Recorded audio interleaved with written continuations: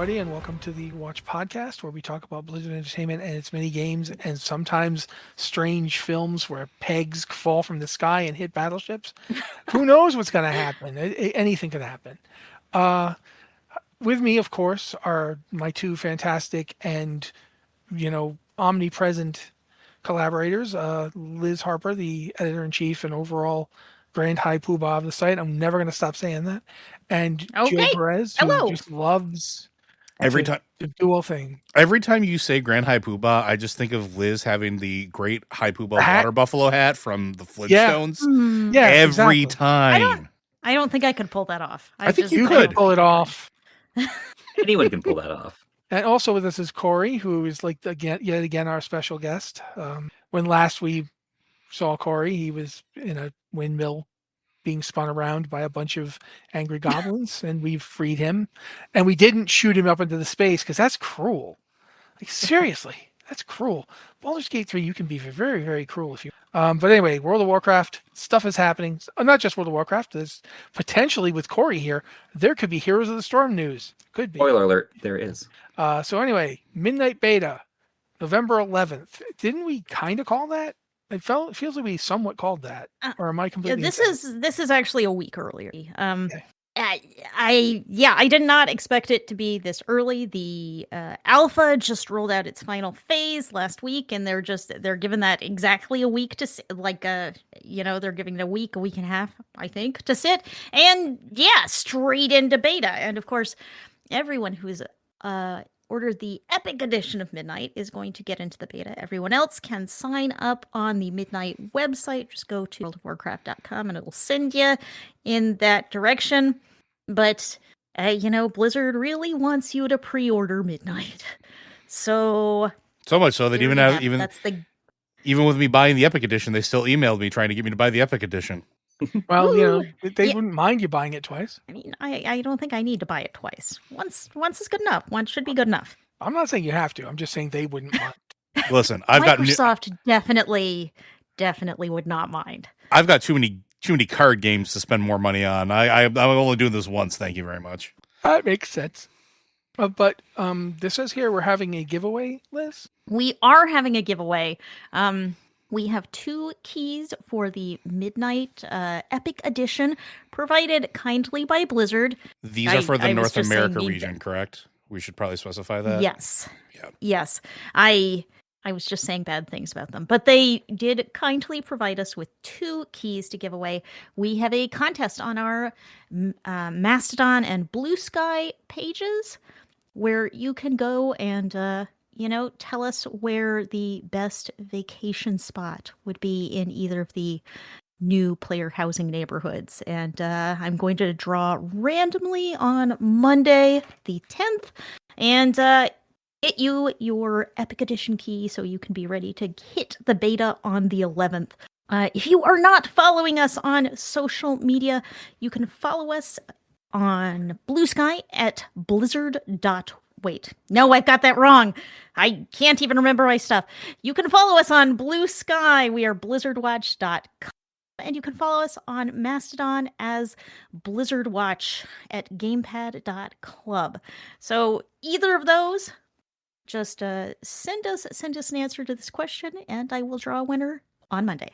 Yay! People who don't have it could get it, and that's really... So, yeah. We're going to have the drawing Monday, you said? So we're recording an episode on Monday? I misread this line. That's my bad. I apologize. You meant this episode right now that we are currently recording. I understand now. Got it eventually. Sorry, Liz. I didn't mean to say. I meant to say it, but I didn't really mean to say a wrong thing. I apologize. Recapping, because I've been confused and Matt has been confused.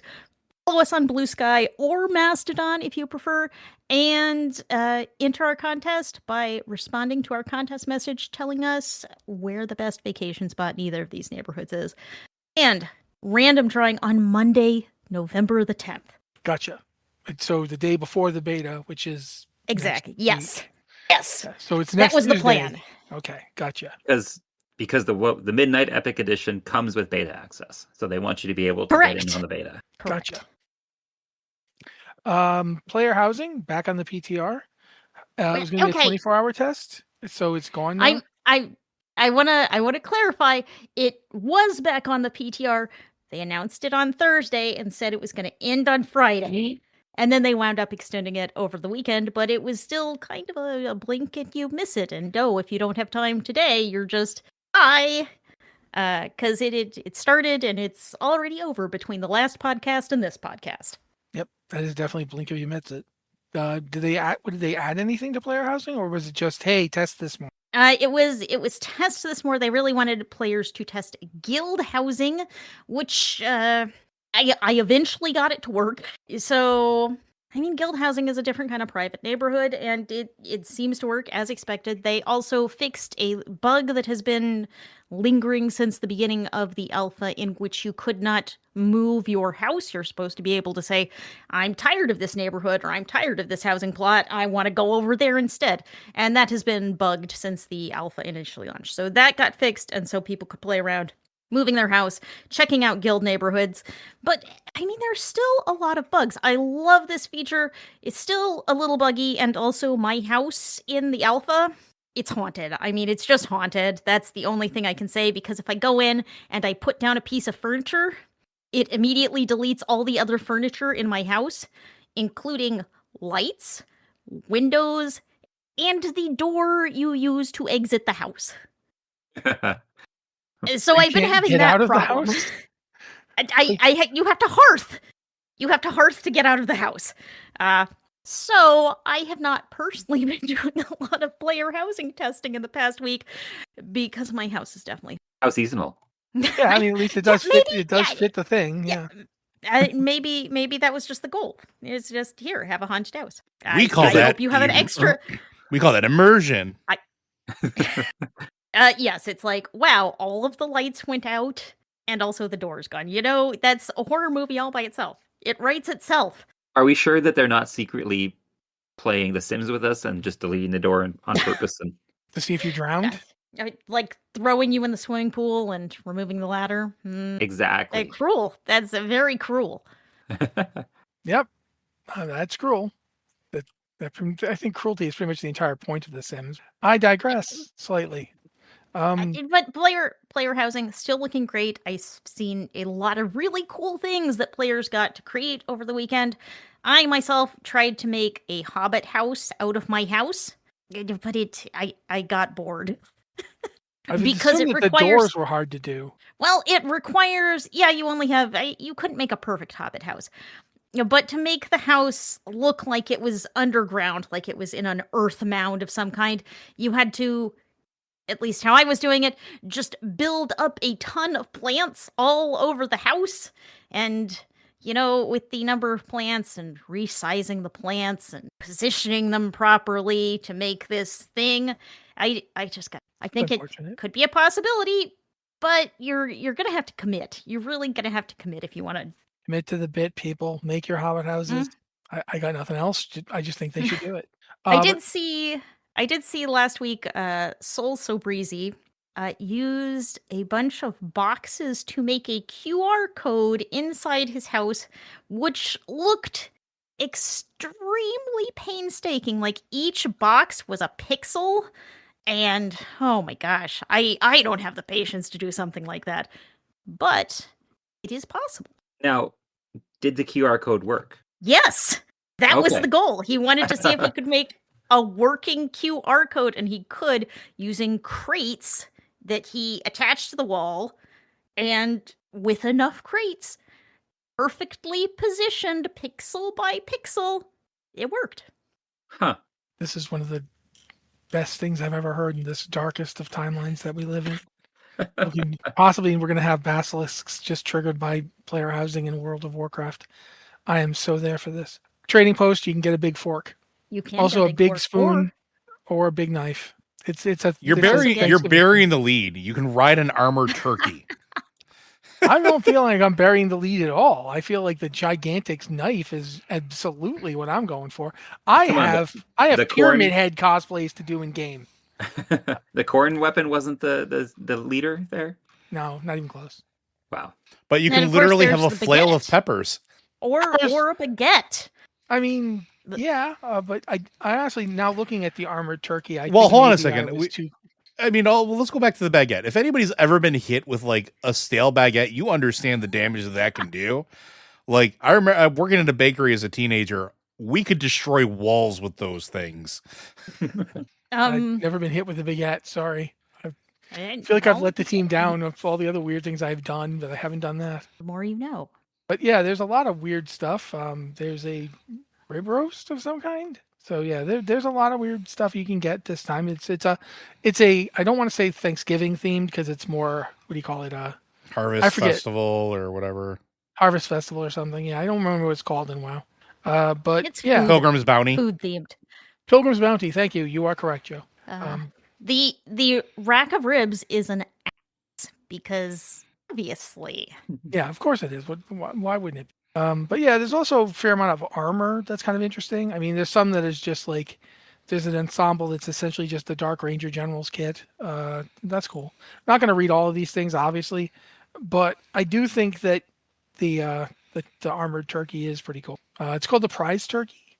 It's a recolor of the Highlands Gobbler. So go ahead, Liz. One thing to know about this turkey is that, it kind of has sort of saddlebags on each side. One side is a basket of bread, and the other side is like a cauldron full of soup, or maybe the perfect mount. The perfect mount. Listen, soup and yes, bread while riding. Yes, please. This turkey comes with snacks. Here's the thing, though. If that's gravy in the one side, it's a little concerning. It's a liquid of some kind, some indeterminate kind of liquid. And on the other side, you have bread. What they often do with bread, and it just, that's how you make stuffing. And I don't want my mount to die just so I can make stuffing to use with that gravy. Just imagine it's soup. Yeah, I guess I don't know. Delicious soup snacks while you go. But yeah, the only thing wrong with the turkey mounts, they are only ground mounts. I think they should be flying mounts because that would be hilarious. No, have you ever seen wild turkeys? We don't need them flying. They are evil incarnate. They make geese look downright pleasant. That is a little worrying because there are some wild turkeys that wander around my neighborhood. Actually, they can fly already. They can, and they fly at high speeds. And they often wind up in trees. But they don't fly long distances. They use it to go up in trees or to escape from wolves. Yeah, they're sprinters. They're sprinters of the air. But yeah, no, I've seen a turkey unfortunately fallen because it got hit by a car, and then the rest of the turkeys circle it and gobble at incredible decibels to the point where it is the most like ear-piercing thing I have ever heard. It is wild. That is terrifying. Turkeys are terrifying. Remember, they're all dinosaurs, guys. There's a reason these things are scary. They're dinosaurs. Mm-hmm. But yeah, I don't know. I don't want to talk anymore about like. No, I mean we can move on. I mean, to like we got other stuff to talk about, like Legion. Legion, yes, Legion Remix Phase 3 Legion Fall. It's live as we're recording. So if you hear this, it's live. It's live if you're listening to us live. It's live if you're listening to us recorded. It's live. You can go do Phase 3 Legion Fall. Go do it. It's available. You go to the Broken Shore, you do the Tomb of Sargeras stuff. It's there. It's right there. Yeah, the problem is though with it, I think is the big one is, and I think we already knew this, but you can't get the hidden artifact appearances. We did not know this. We kind of found this out in the last week or so because Blizzard initially said that yes, you could get hidden artifacts again, and yeah. Now they've kind of retconned that. The post where they said you could get hidden artifacts is apparently gone.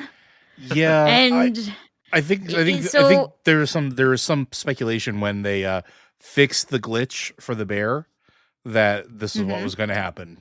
So, well, it's a disappointment. But once you get your remix characters into the live game, you should be able to get those artifacts. Of course, some of them are not easy to get, but some of them shouldn't be too bad. Yeah, I think the article, which was written by Christian, specifically calls out like the warrior hidden artifact appearance as being one of the ones that is relatively available, but apparently is now not going to be. It's just a weird choice Warrior one was never particularly hard to get. If we're talking the Prot Warrior one, I got that one accidentally. Yeah, That was to find the shield from Deathwing Scale. Yeah, the mage one was something about polymorphing people, and the druid one was just you had to pay attention when you went through the dream way. So there's no reason why they shouldn't be available. Well, the speculation at least is, and I think I can kind of agree with this, is that it has to do with maybe the truncated drop tables, because a lot of the hidden appearances were like ultra rare drops from certain bosses that weren't guaranteed. And if you're eliminating things from the drop table, it seems like removing the secondary or tertiary drop tables that are linked to it makes a little bit more sense, because I remember correctly, and this is like one of those weird, like I remember like a technical panel at like a BlizzCon ages ago when they started adding like particularly like special drops like this, like the hidden appearances. They were a completely separate thing that was like an addendum to the actual drop tables. And so if you're truncating it, you're changing how the drop table works, they might have had to cut it for technical reasons.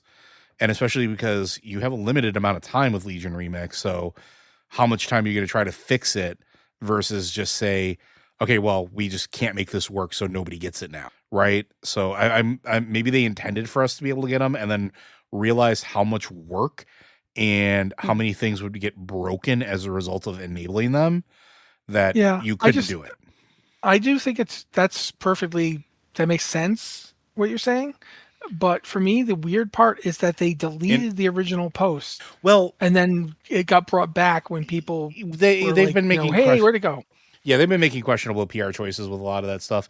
And as Toa in chat is pointing out, certain hidden appearances like the Corrupted Ashbringer required you to take steps in Western Plaguelands, which obviously you can't do in Remix. Yes, true. So there's probably an element of that as well, right? Like these are things that you just can't. Because I think the Shaman one as well, you had to go outside of Legion areas in order to get some of the hidden appearances. So.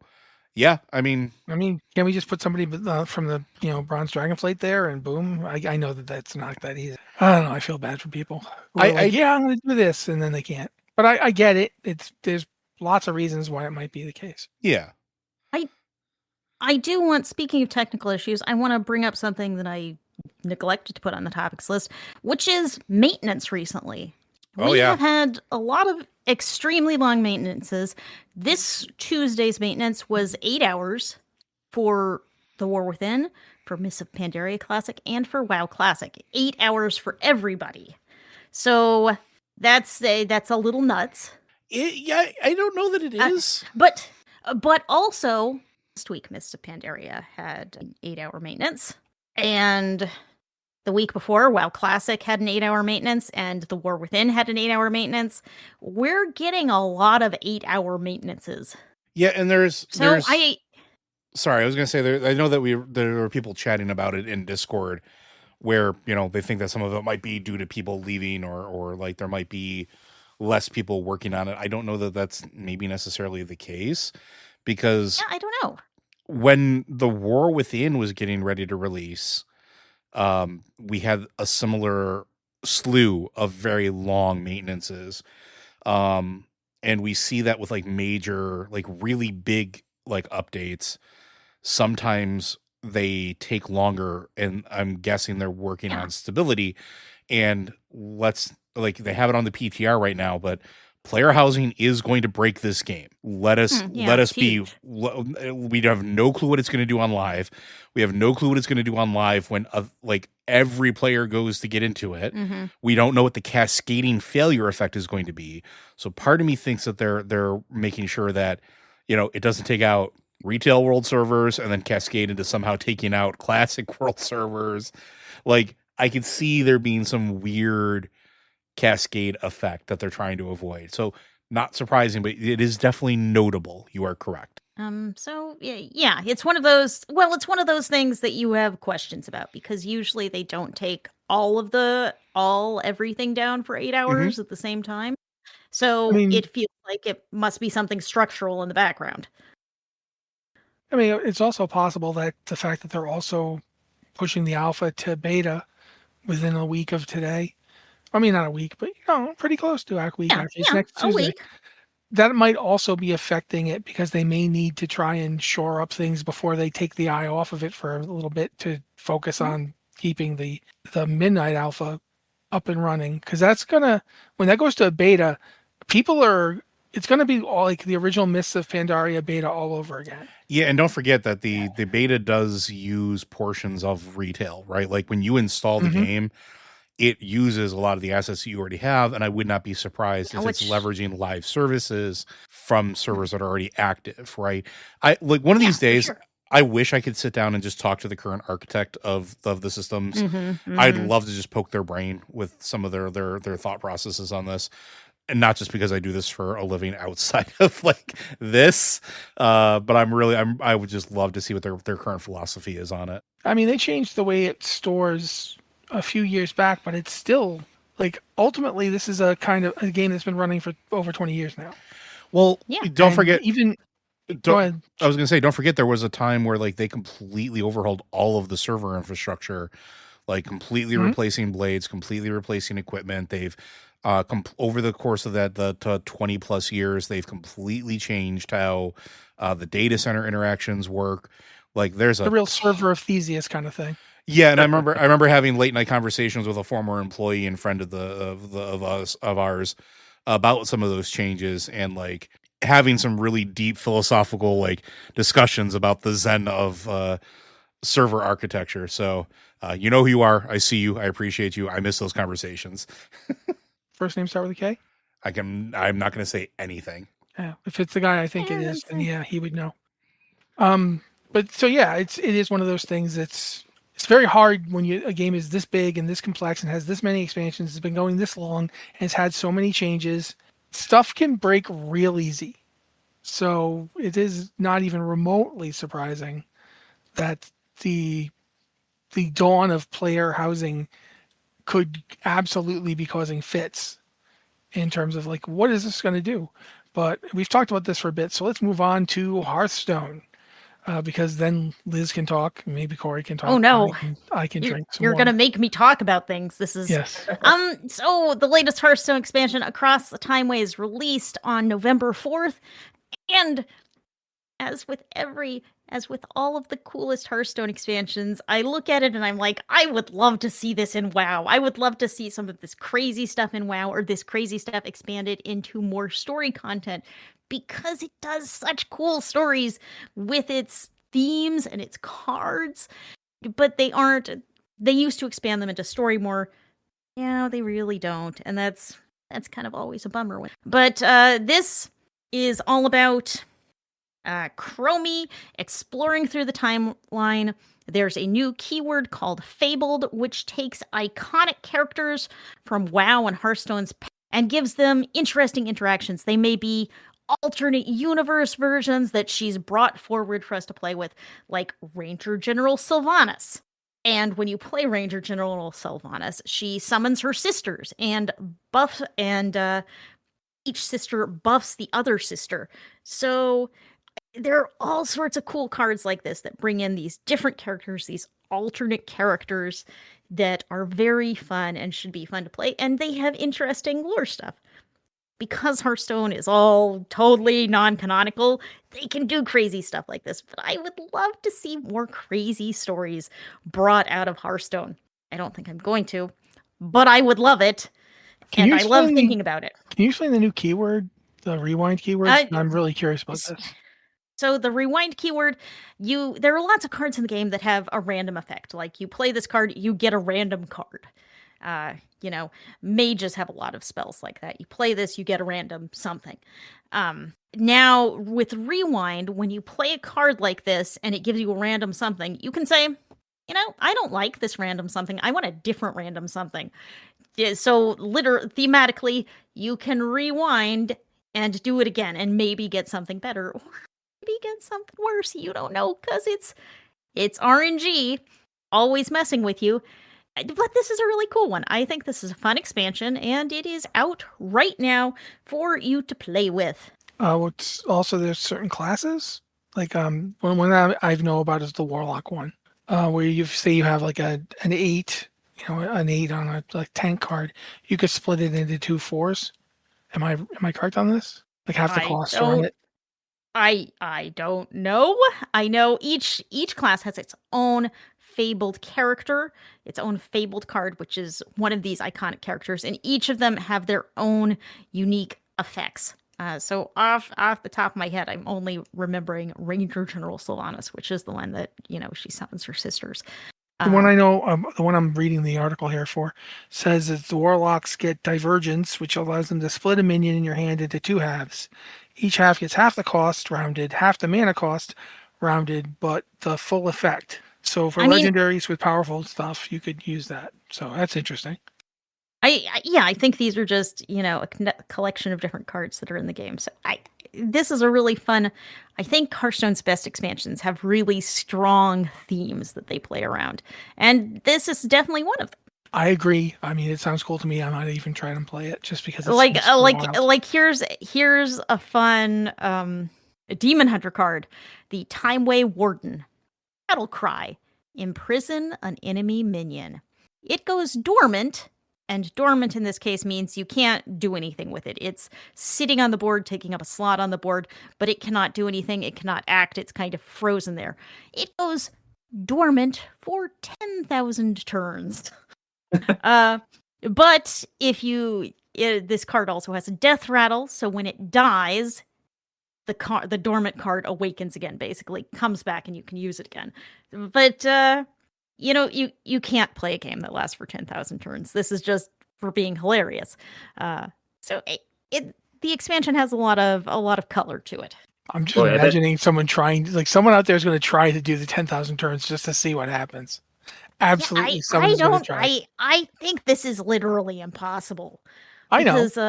They do lots of things that are probably impossible. There's always someone out there who's going to try it. Because the problem is your deck has 30 cards in it, and you can play with that a little bit, but after you run out of cards, I guess you could do something that keeps duplicating cards, but after you run out of cards, you take damage every turn. I guess you take an increasing amount of damage every turn. I guess you could make a card, something that keeps duplicating or cloning cards. Yeah, but you'd still you'd have to do a lot of healing, thing, right? Because if you did it against the computer, the computer is not necessarily going to do what you need to do. You'd also have to have a player who would cooperate with you. So 2 players would have to build sets where certain things make cards show up, and they have to keep doing it. How are you going to talk somebody to doing 10,000? Yeah, no, I think you'd get bored, frankly. Oh yeah, I know I would, but some people really like to see if they can mess with the system. So I don't know. That's true. But yeah, that's what 10,000 turns take. Because the turn lasts until you're done playing, your thing. No, right? It does eventually go to a timer, and it will not let you wait forever. But I mean, a turn is as could do a turn. Like really, like that's the other thing is they want to do as many as they could. Like seconds. You could just click end turn. You could, if you know what you're going to do in particular, you can throw it on a card and just click end turn immediately. You don't have to wait for anything. You can just say, okay, I'm done. Someone's going to try and do this. I can't wait to find out some weird way someone can do this. But while we're talking about that, let's actually do the thing where we look at Cory and see if we can. I got the red yarn, Cory. Let's go, buddy. I got your back. Copium. Oh man, isn't it amazing on the day that I was like, oh man, I can totally make the podcast, that they are so kind to release Here's the Storm updates for me. It's unbeliable. Those guys, they know just what I want. Nobody else. I'm sure other people can take advantage of it too, but yes, just for me. There's a Here's the Storm PTR patch going on right now, again, live as we speak, as we record, or as you're listening to this later on. And it's the standard kind of thing with two slightly large changes and some little balance things. For a dead game, Here's the Storm is being very lively again. It's the patches are coming pretty consistently every 2 months or so, and they're adding stuff. They're changing the way maps work. They're changing the way some heroes' talents have worked. They've just debuted a new system called Pinnacle Talents that are if you take a talent in for Falstad that increases the damage done by his W ability, which zaps people with lightning when they get near him. If you can hit enemy heroes with that talent so many times, it will hit the pinnacle, and you will have succeeded, and you will get an even better, stronger benefit. These are brand new. They're coming out for a handful of heroes right now, and oh boy, it's fun. It's a good idea. It's a very high risk reward in a lot of the cases, because they will have, some of them have, when you die, these get reset back to the 0 or to a milestone number on them. Falstad is getting them all for his level 1s. They're moving talents around. Gul'dan gets one. Kerrigan gets one. Sylvanas, Thralls. So, like, that's 5 heroes right there that are all getting this new pinnacle talent. And it's very possible we'll see more down the line, because now they're in there and something that exists. So that's a big balance change. That's you now have to look at 5 of these pretty damaging, pretty meta heroes and say, oh, okay, they were dangerous before, and if we don't address them, if we don't attack them early on in the game, they're going to be even more dangerous if we let them get away with this kind of thing. Or if you ignore them, maybe they don't get as dangerous if you stay away from them entirely. So it's a good kind of messes with the established way the game works. And the other big change is they have made it harder to dive on people in the early game on most of the maps by adding in an extra tower that lives between. Good. Yeah, it lives between the fort and the keep.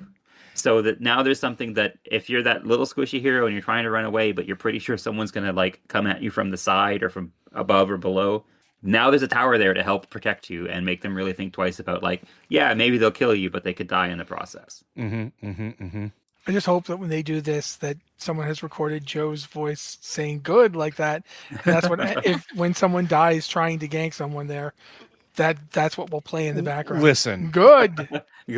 Listen, no, I'm serious, dude. I loved that. I am totally and I'm for it, and I want to explain why, because I am a person who did nothing but tower dive in that game. Like, I would take Cassia, and if there was a tower, I didn't care. I would go for the kill. So, like, that's good that they're putting pressure on it. I wish that's a change that I thought they should have made years ago at this point. You know, I don't know. I miss this game. I still love this game. I love MOBAs. And I loved this flavor of it. I want it back so badly. Like, I want it to be mainstream still struggling again. On. It's going. They're adding the new mounts. They've added the new hero skin for Thrall. There has to be a reason they're doing this. It can't just be like a handful of people saying, "Boy, wasn't Here's the Storm great?" They've got to have the numbers that say it's worth it to spend time and money on this game. So I have a theory.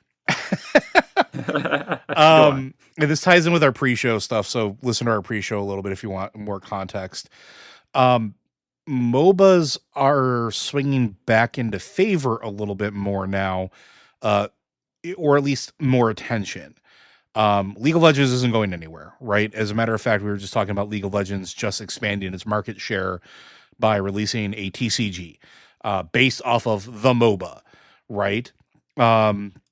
Smite 2 is in beta right now, or early access, whatever you want to call it. And it's doing good numbers as well. And it's a genre that at one point in time, League of Legends and Heroes of the Storm were what I called the industry cooldown games. So many people, that was their like relax on Discord or Mumble or Vent or whatever with a bunch of friends after working on whatever games they were already working on to blow off steam. And they were super, super popular. And then they fell out of favor because then Fortnite and Battle Royales became the new dominant thing. And now Battle Royales are sort of tapering off.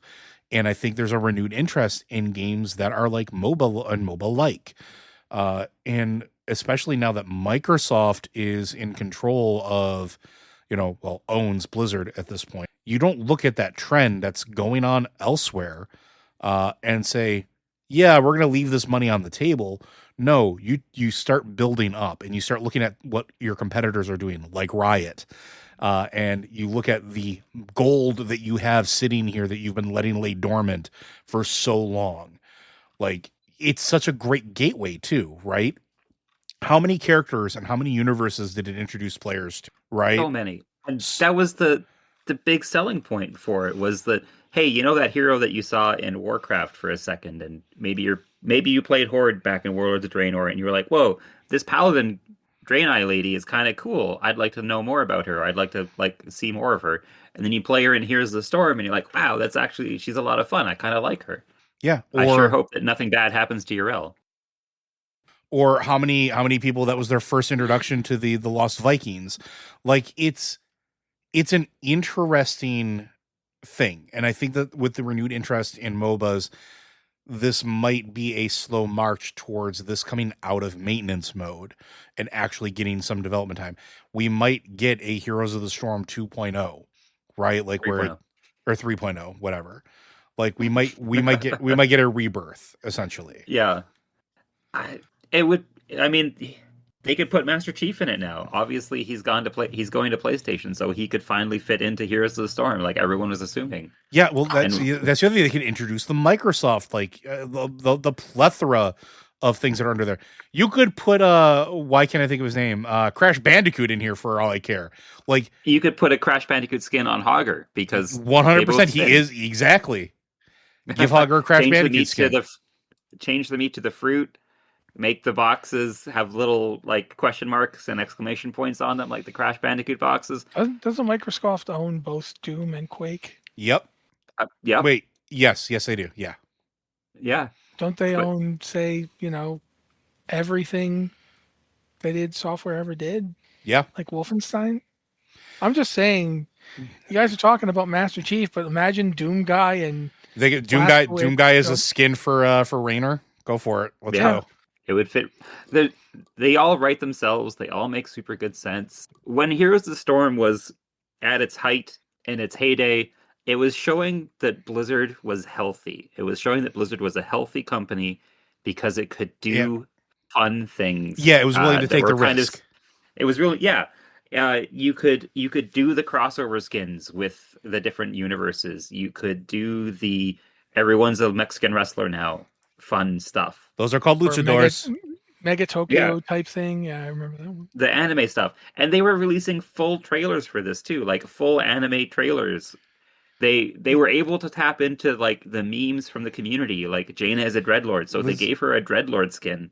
Yeah, Liz brought this up a while ago and ever so often brings it up, and it's a very appropriate point here. You can tell when decisions are made because they feel that they're safe, and when decisions are made when they feel that they have to claw things back to be even safer. And so when Haas was at its height, they felt safe. They could experiment, they could do whatever. And then when things got towards the end there, of course you're going to start clawing it back. But we also now know in hindsight that a lot of that was probably leading up to selling the company. Right. So you claw back the stuff that isn't making as much money and is basically a money sink. And now that sale is done, I don't know. I know it's hopium. I know, but I want this. I want this to come back swinging hard. I want it to be a thing again. We need to take the biggest release of the characters from the tentpole games of the last little bit. So you get a Xalatath, and you get your Lilith, and you get insert Diablo insert StarCraft character here, or insert Overwatch character here. I don't know who the big Overwatch release has been recently. Sojourn. Oh, we're going to talk about that in a second here, buddy. Yeah, or Kiriko. But you tie that all up. You put it out as a welcome back. Here's who you missed, and then you just have fun with it again. It shows that you're a strong, healthy company because you can have fun with all of your toys at the same time. And you can show that you are taking care of all your toys at the same time. And I'm looking around, and I've got Carbot animated posters on my walls, and I've got a Deathwing Funko Pop upstairs that I wouldn't have gotten before playing Deathwing in Heroes of the Storm, because turns out when you get a chance to interact with the character more than just riding on his back, he turns into a fun kind of touchstone. Yeah, and with Warcraft Rumble, they had all these amazing little miniatures that they could have been selling. And I get it. They're not a toy company. They don't want to sell toys. And they made him free for 3D printers. But I don't have a 3D printer. I don't have the painting skills to make it look really good. But these things exist. I want to buy merchandise of the characters I liked playing in Heroes of the Storm. I have a pair of Heroes of the Storm shorts that I bought off the Blizzard Gear store and paid a butt ton of shipping for because Literally, turns but we get out, it. It's yeah, like boxer shorts. it's boxer. No, they're gym shorts, but Your butt's still in them. Yeah, my butt is still in them. we as people who enjoy products and IPs consume it, and we consume it beyond it. I'm going to use this as a really awful segue into the next thing because we got to move on. And I'm going to steal Matt's job here a little bit because you did mention Overwatch, and I did mention Overwatch. Overwatch is a game that seems to still be struggling to find its place, and for a myriad of reasons. And I will bring this up because it is relevant here. We've known for a while that the story mode has been canceled. They were going to try it. It was originally going to be part of the core release of Overwatch 2. Then there was going to maybe be a campaign mode for a couple things, and then it's canceled completely, or at least we've believed that they're holding true to that fact. But apparently Blizzard is doing a thing with it where they're still trying to move the story forward by doing the thing that they did with Overwatch 1 and releasing story outside of the game. You know, the thing that everybody said they wanted to move into the game. Which happened with a new lore video with Sojourn today, which takes place after the Omnic Uprising. And happens to The one from the trailer. If you Yeah. remember the trailer, it's the thing that was going to be the major part of the game has now gotten a 6-minute audio play where they hold a press conference and say, "Yeah, we won," and which is just okay. yeah, and it's a shame. And the reason I bring this up is I'm really curious, and this is a question mainly for our listeners because I know I've stopped playing Overwatch 2. I'm not gonna lie, I've given up completely on the game for now, because it doesn't do anything better than the first game did. In fact, it does a lot of things worse. To a point where a lot of players or people that I interact with, and I'm going to quote this I'm going to clean it up a little bit because we're not going to swear on the show.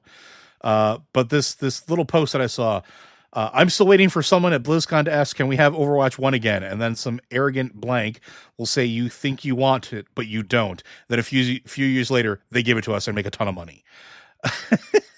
It's another thing where it's like, I really hope Microsoft or whoever gives them the okay to just say, go back and make the game good again. Because Overwatch 2 has had so many missteps, so many failed starts. I mean, the game released and it was not doing itself any favors because we went from Overwatch 1 is going to still be here, but Overwatch 2 will be a new game too.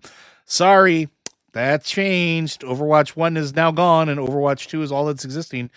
And we've seen them creep in Overwatch 1 game modes. We've seen them edge back towards that and then be wildly popular. And it's like, just, and again, how much money did they make off that game on merch alone? How many people bought Tracer hoodies? How many people bought the Nerf gun tie-ins? Like The Reaper backpack. The Soldier 71 complete cosplay. Like, you have all of these things that like made them a ton of money, and I know made a ton of money because I've gone to those BlizzCons where the first thing to sell out was the Overwatch merch. Wildly.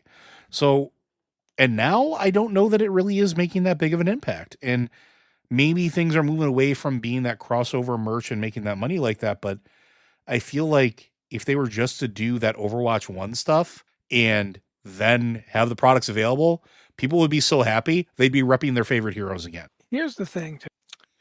I remember BlizzCon 2019.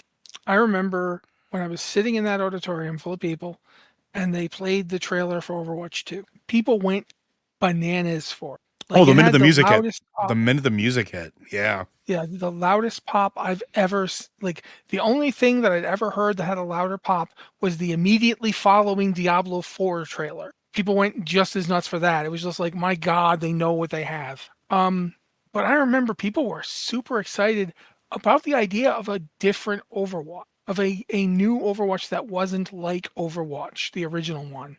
People wanted different stuff. It is amazing to see how in the 6 years since then, how thoroughly they have wasted the ocean of goodwill that they had for this. Just an ocean of goodwill.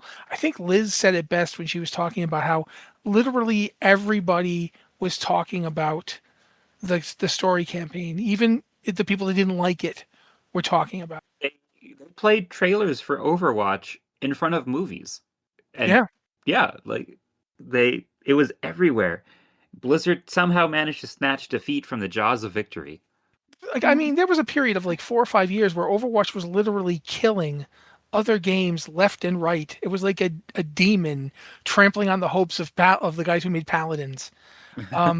And now it's this.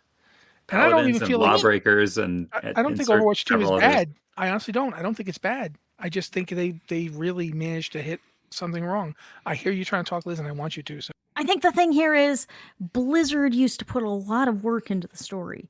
You know, they wrote novels. They did these amazing, amazing cinematics that you got into, even if you didn't care about playing an FPS. Or even if you didn't play shooters, that was me. I don't really, team-based shooters is not my thing. But you could watch these cinematics and, you know, there was talk of an animated series.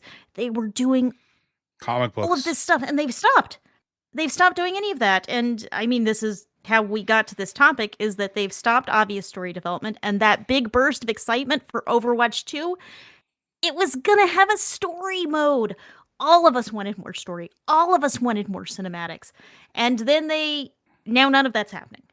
I played the story mode of what they had available at BlizzCon. I played that. Yep. I physically got to test out some of those hero talents that existed, that you got as you went through that little story campaign mission. It existed. It was fun. I don't know the kind of replayability was going to be there that they wanted, but at the same time, it existed. yeah, this is like, it's one of those cases where I feel like going to the new lore section they're going to have in the game. Okay, that's not what people asked for, but cool. You know, I feel like if just binning the story that they had helps them get on track, not just in gameplay terms, but in story terms. Like if they now can figure out how they want to tell the story of the world moving forward, then more power to them. Yeah, but I think that's one of the weird problems with Overwatch is that the story is so tied up in the game, right? Like Absolutely. Liz brought this up, and I want to restate it because I think it's important. Overwatch 1, the story of the game drew people into it. A lot of people who hated FPS, hated hero shooters at the time, tried it because they liked the story and they liked the character. And abandoning that was a choice.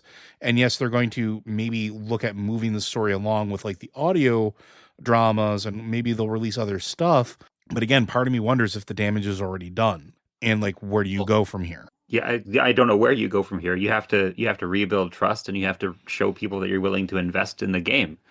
And just like Heroes of the Storm was an indicator of a strong, healthy company because it expanded on those universes, so too are the cinematics that came out for the new hero releases.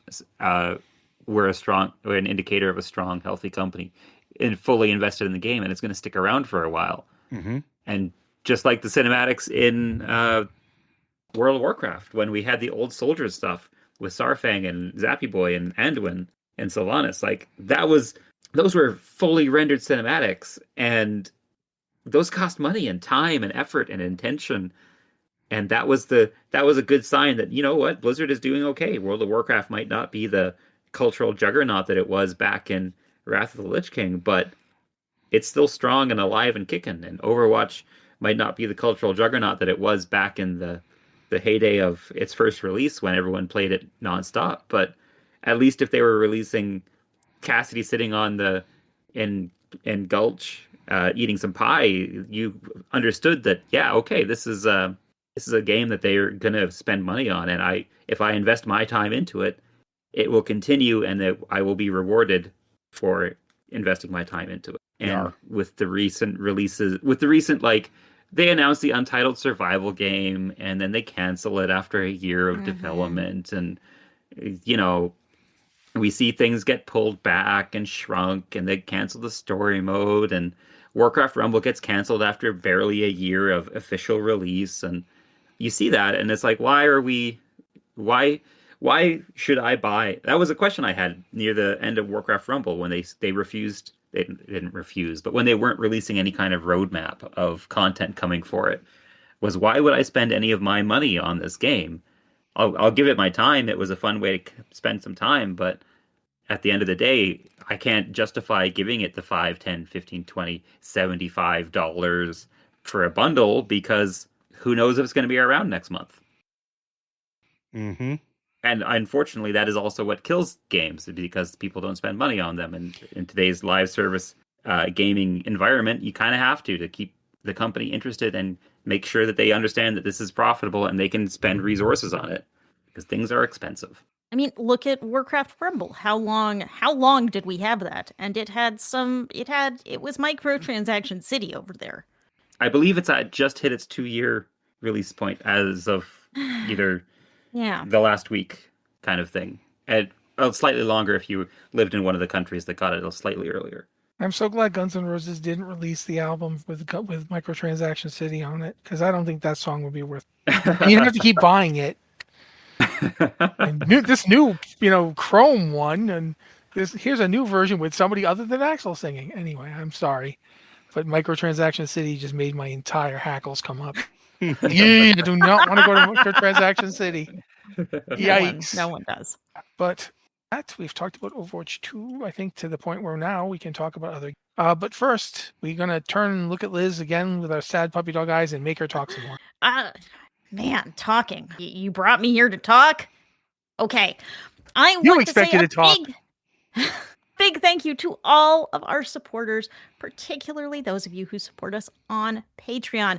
You guys are what keeps the site going and growing. We rely on your support. And right now, support has dipped a little at the beginning of the month. That's actually pretty normal to have a dip at the beginning of the month, the end of the month, because people realize, oh, what's this? Oh, this thing on my credit card bill. I don't need that anymore, or the budget's tight this month, which a lot of people feel in that right now. And, so we usually have some subscription cancellations kind of around the start into the month. We're down to about $3,300 a month. We'd like to be up over $4. We're happier at $4. So if you are able, and I totally understand if you aren't, and you can throw us a few dollars on Patreon, that's patreon.com/BlizzardWatch. It really helps keep the site going. For $3 a month, you get early access to all of these podcasts ads-free with the bonus Blizzard Watch pre-show, which you never know. Today we talked about Battleship, for better or worse. Not for Halloween. And Halloween. A lot of talk about Halloween. You never know what's going to happen on the pre-show.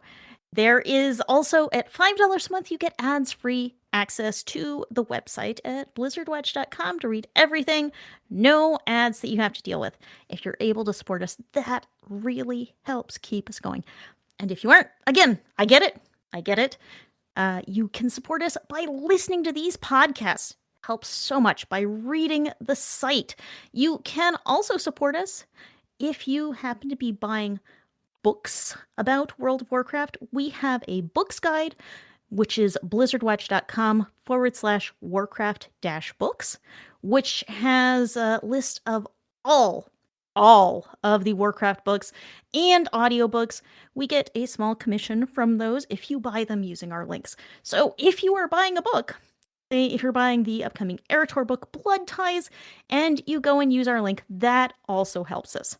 Following us on social media and sharing our content, liking our content, that also helps. We are Blizzard Watch on Instagram, Twitter, Facebook, and Mastodon at gamepad.club, blizzardwatch.com on Blue Sky, and Blizzard Watch podcasts on YouTube. We are on TikTok now as well at blizzard.watch. And as we talked about earlier, we're also running a contest giving away some Midnight Epic Edition keys on Mastodon and Blue Sky. So give us a follow, share our stuff, like our stuff. That super helps us out. And finally, if you have questions for this or any of our podcasts, so Blizzard Watch, Lore Watch, or Tavern Watch, where we talk about tabletop gaming, please send them to podcast@blizzardwatch.com. Specify the show in the subject line and any special pronunciation of your name. You can also leave us questions on Discord. And if you are a Patreon subscriber, you can do so through the Patreon Q and podcast question channels, our way of saying thanks. So thank you to everyone who's listening. I appreciate you, but also a little extra thank you to our Patreon supporters, because that keeps the site spinning. Thank you so much. Thank you, Liz. Probably going to at least mention some of the other games. Try to do it really quick because we are kind of running out of time. First up, Dispatch, which Joe and I have both raved about. It hit the 1 million sold mark basically in 10 days. And it's still releasing chapters. So if you're like, I think tomorrow is the episodes 5 and 6 release, Joe? 5 and 6 will release on November 5th. And then exactly 1 week later, I believe the final 2 episodes, 7 and 8, will release. And there's going to be a second season, or do we know that for sure? Or with the wild success of this one, it is all but certain. Okay. So far, guys, this is an amazing game. It's finally one of the few times I've seen a Telltale-esque game where some of the decisions you make are actually compelling. Quite frankly, it's been a long time since one of those had one. Like the Bigby the Wolf games did, but I wasn't as impressed with the Batman one. This is amazingly good. Aaron Paul's good in it too. Since we lost Telltale, it's been a really dry season for games of that style. And this is one of the best ones ever made. Yeah, absolutely. Yeah, it's great to see something like this coming back. And there's also, there's a lot of weight behind this one too, including the likes of Critical Role behind it as well. And it is a very universally liked game. Critics have it in the high 8 or the mid 80s. Users almost have it at a perfect 10. Like, it is. What really gets me is how well Aaron Paul integrates his character as the main character. Yeah, 100%. Yeah. Aaron Paul, who you did not necessarily expect to see here, and he works so well with people I've heard for years. Like when he's sitting there talking to Laura Bailey, or it's just like wild to realize that you're hearing that. Don't forget that Aaron Paul is also Emmy-winning Aaron Paul for his work on Breaking Bad. So he is a fantastic actor. And absolutely. But it's not always an easy translation to voice acting. But he is absolutely nailing it. He's doing an amazing job here. You guys are raving about this game, but could you give us, for people who haven't heard of it, give us the elevator pitch? What is this game about? I got this. Joe can do it. I got this. Okay. All right, so go. You are a former superhero who has just recently gone through one of the worst tragedies of your life. Not only has your father died, but you have lost the suit that your father built for you in which to be a superhero. Think of a large Iron Man plus Hulk combined. You then make a deal with a company that works as far as dispatching heroes. It's literally a professional company that sends heroes to various, emergencies. Their deal is if you help them with what they call their Z team, which is rehabilitated bad guys turning into heroes, as their dispatcher, they will rebuild your suit for you. Now, it sounds maybe not quite attractive there because it is a resource game. But the game is divided into it's not just visual novel. It's not just a resource game. It's both. And it explores what it is to make decisions on the fly, has RPG elements where you can, increase stats so you can cultivate the team of who you're sending where. And then the visual novel side of it is so well done, so incredibly voice acted, so incredibly animated that at several points it is very easy to forget you are even playing. And all this to unravel the mystery of how your suit got destroyed, what happened, the mystery of your relationship with your father, the mystery of the relationship with the technology that's been used, who you are as a person and a hero, and what it means to be a hero. It is, and if you like superheroes, you like visual novels, you like deep interpersonal stories, if you like any of those elements, I highly recommend you give this game a try. Yeah, like I said, I'm not a big visual novel fan, and I think this thing, I've tried, I haven't gotten to play as much as I wanted to, but I've tried playthroughs for both the Invisigal focus and for the Blonde Bomber focus, and they're both really much amazing stories. I'm just saying they're amazing stories. There are other branching paths you can take with it, but I will give one last selling point. There is a corgi whose name is Beef. Yep. And he's also He is the bestest Yeah, boy. he's- I will die for that dog. but since I don't want to spoil anything, I'm going to now move on to the Outer Worlds 2. Because the question here is anyone playing? First thoughts. I love it, and I'm afraid of it. That's my thoughts. Okay. Liz, you? Why are you afraid of it? That's my question. I don't want to get attached to any of these people. Oh, well. Without spoiling why I feel like that's a problem, the opening of the game is dramatic. Let me just say that. And there's some really great just setting stuff here. It's the opening is actually extremely, extremely reminiscent of one of my favorite video of all time, which is Mass Effect 2. It has elements of that, yeah. It has, and it also has some strong echoes of the first Outer Worlds game, which it feels pretty good. Yeah, I just like I said, I don't want to get attached to these people but I don't, again, trying really hard not to spoil anything. I will say that they've definitely made it more like flaws and perks, like the systems of the game they have more of a consequence thing to them. When you make a choice with the game system, it can affect your gameplay in significant ways. And it is hilarious to take brilliant and dumb at the same time. It's one of the best things I've ever experienced. Next week, I want to talk more about it because I just did an interesting deep dive article read about some of the systems that didn't actually make it into the game, but influenced how the game was developed, particularly like what you're talking about, the interesting interactions between perks and flaws. And like, I think this game is going to wind up being very important for development of games like this moving forward. So your Fallouts, your Skyrims, your basically all of that stuff. I think this is going to change how those games look at this stuff. So I want to talk about that next week, I think. Okay. Yeah, I have not made a ton of time to play this one, but I have gotten started and I have enjoyed it. And the best thing I can say about it is that it feels, as an Outer Worlds 1 player, this feels like a very comfortable, familiar world. It's going to be a bigger world. I think the character building is better and more interesting. But it also feels familiar, which, sometimes you want something to feel familiar, especially it should if you feel enjoyed like the first game. it should feel like it makes sense to be called the Outer Worlds. Exactly. And it does feel like it'd be like if you got Mass Effect 2 and instead of Shepard, it was now suddenly a Canary or something. You'd be like, what? Why is this? What's going on, guys? This feels like Outer Worlds. You're not like surprised by it or like going, oh, this is wrong. But at the same time, however, it does have surprises. I will never stop laughing at that opening cinematic. Never. Really good. It's just... I'm just going to tell you now, it's online. If you can't buy the game for some reason, you want to go look at it, fine. Yeah. But really, it is worth experiencing when you start the game. It's just... Yeah, it is worth it. It's worth going in cold and not knowing what's happening.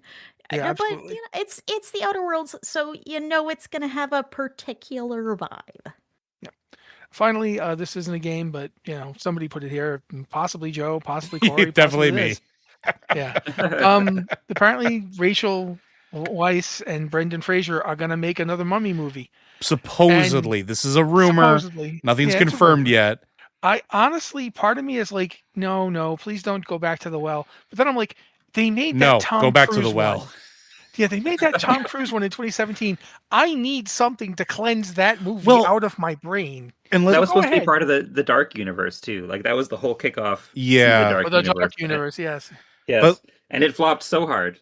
Yeah, and I think this is also important because it's coming at a time where Brendan Fraser's career is getting a second wind, and like it is perfect timing. So like I want this to be something that gets announced so badly. I need it. We talked about this literally on this podcast and literally on Tavern Watch because we need it. This movie, for many of you that are listening, The Mummy Returns, the entire Brendan Fraser franchise with that was probably a formative movie for you in some capacity.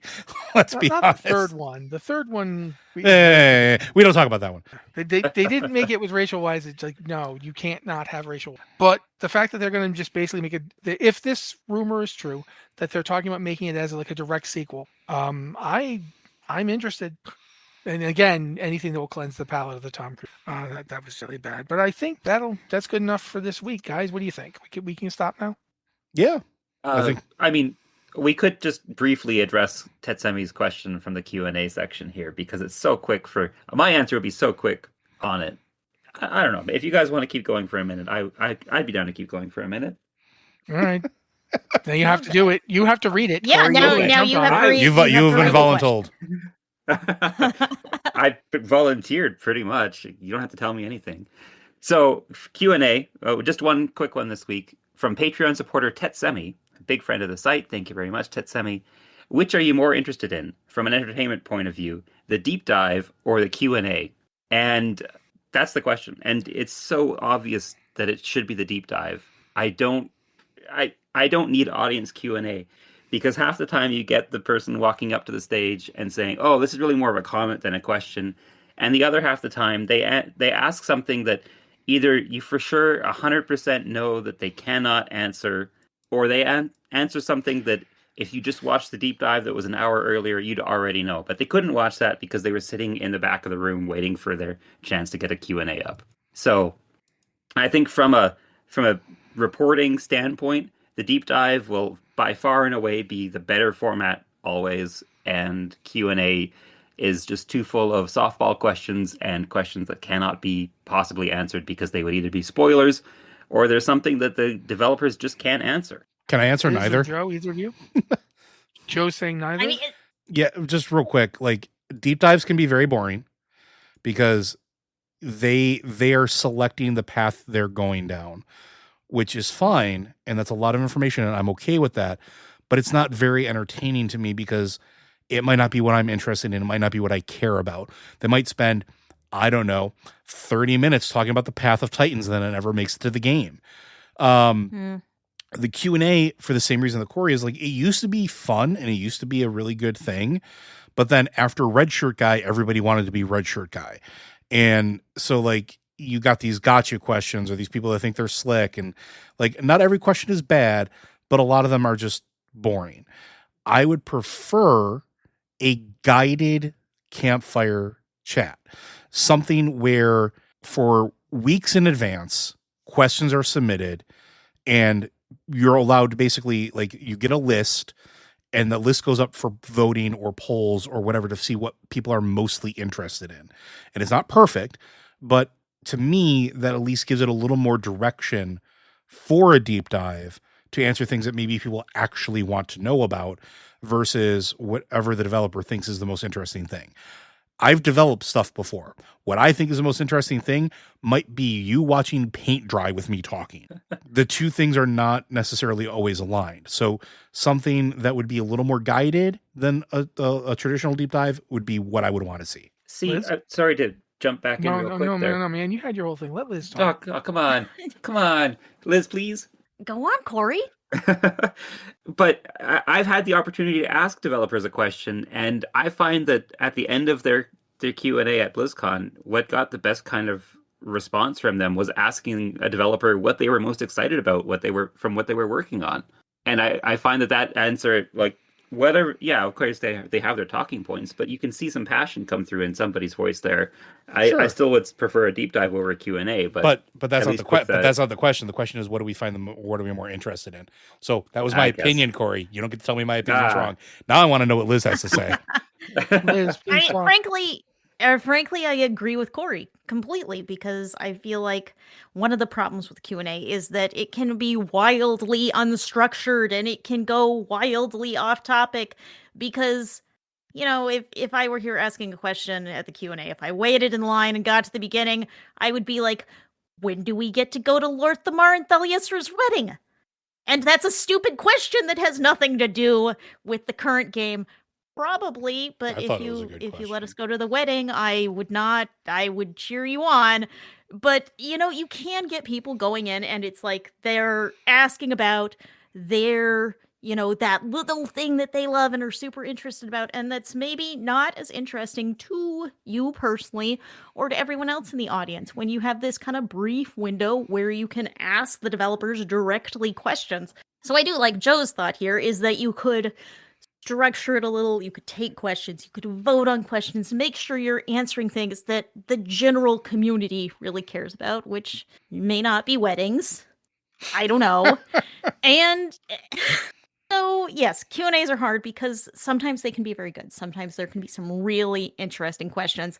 Sometimes it can just be very random and off topic, and you don't get answers to anything you would have wanted. I don't care which, as long as they write it down.